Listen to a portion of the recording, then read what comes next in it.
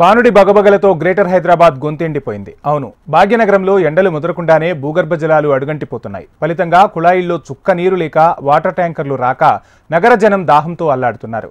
ఈ ఏడాది జనవరిలోనే చాలా వరకు భూగర్భ జలాలు అడుగంటినట్లు అధికారులు గుర్తించారు. దీంతో బస్తీవాసులే కాక అపార్ట్మెంట్ వాసుల నీటి కష్టాలు అన్నీ ఇన్నీ కావు.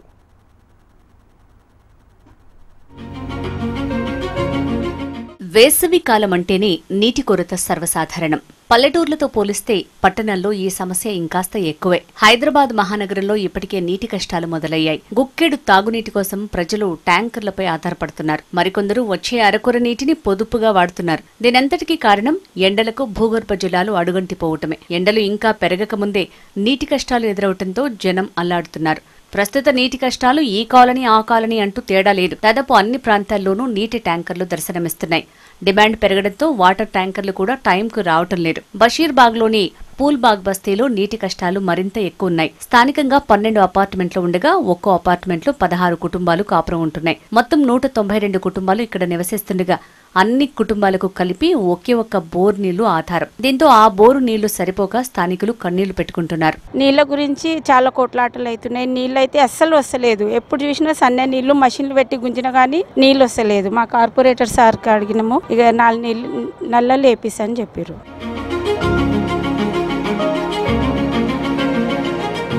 పూల్బాగ్ బస్తీలోని అపార్ట్మెంట్లలో అన్ని అంతస్తులకు నీరందక రోజు విడిచి రోజు పైపులు వేసి నీళ్లు నింపుకుంటున్నారు. కానీ ఆ నీరు కూడా సరిపోవటం లేదని జనం వాపోతున్నారు. కంప్లైంట్ చేస్తే అధికారులు వస్తున్నారు, పోతున్నారే తప్ప తమ గోడు ఎవ్వరూ వినిపించుకోవటం లేదని ఆవేదన వ్యక్తం చేస్తున్నారు. స్థానిక అపార్ట్మెంట్లలో నీటి కష్టాలు గత 15 ఏళ్లుగా ఉన్నప్పటికీ అధికారులు పెడచెవిన పెడుతున్నారని బాధితులు వాపోతున్నారు. పూల్బాగ్ బస్తీలోని ఈ అపార్ట్మెంట్లలో నివసించేది అంతా పేదవాళ్లే. ప్లాట్లను ప్రభుత్వం అధికారికంగా కేటాయించకపోవడంతో నల్లా కనెక్షన్లు తీసుకోలేకపోతున్నామన్నారు. వీధిలో ఉన్న బోర్ నుంచి నీళ్లు తెచ్చుకోవాలన్నా చీకటి పడితే తాగుబోతుల ఆగడాలతో మహిళలు ఇబ్బందులు పడుతున్నారు. అలాట్మెంట్ చేసేస్తే మేమైనా ఏమైనా చేసుకుంటాం. మేము రాత్రిపూట చూస్తే ఈడ తాగనికి ఎక్కువ మంది వస్తారు. ఎక్కువ మొత్తం ఇట్లా జులూస్ లాగా ఉంటుంది. వయసు పిల్లలు ఇట్లా బయట రావాలంటే అయితలేదు బస్తీలా. మా బస్తీకి ఏ లీడర్ ఏం చేస్తలే, ఏం అయితలే. ఎవరైనా ఉండి ఏమైనా మంచి చేస్తే మంచి ఉంటుంది అని మాకి ఏదో ఆశ ఉంది. మేము ఉందాం నడుచుకుంది.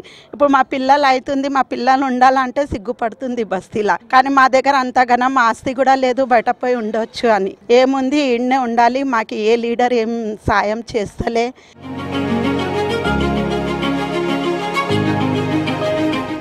అయితే హైదరాబాద్ నగర వ్యాప్తంగా 53 ప్రాంతాల్లో విశ్లేషించగా 33 ప్రాంతాల్లో భూగర్భ జలాలు తగ్గాయి. 2024 జనవరి కంటే జలాలు అడుగంటిపోగా మరో 20 ప్రాంతాల్లో మెరుగ్గా ఉన్నట్లు అధికారులు చెప్పారు. జనవరి చివరి నాటికి నగరంలో సగటున 9.46 మీటర్ల లోతున భూగర్భ జలాలు ఉన్నట్లు అధికారులు గుర్తించారు. మార్చి నెలాఖరులోనే భూగర్భ జలాలు ఇలా ఉంటే ఎండలు ముదిరితే మరింత లోతుకు వెళ్లే ప్రమాదం ఉందని నిపుణులు చెబుతున్నారు. వీటిని బట్టి ఈసారి నగరవాసులకు నీటి కష్టాలు తప్పేలా కనిపించడం లేదని వాపోతున్నారు. వేసవి ప్రారంభం కాగానే నగరంలో తాగునీటి సమస్యలు తలెత్తుతూ ఉంటాయి.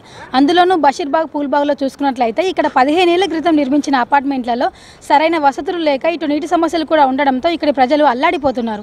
ఎంతో మంది నాయకులు వస్తున్నారే పోతున్నారే కానీ ఇంతవరకు తమని పట్టించుకున్న నాదులే లేడని, ఇప్పటికైనా సరే సంబంధిత అధికారులు స్పందించి తమకున్న అన్ని సమస్యలను పరిష్కరించాలని కోరుతున్నారు. విడుదల రవితో ప్రియాంక, HMTV, హైదరాబాద్.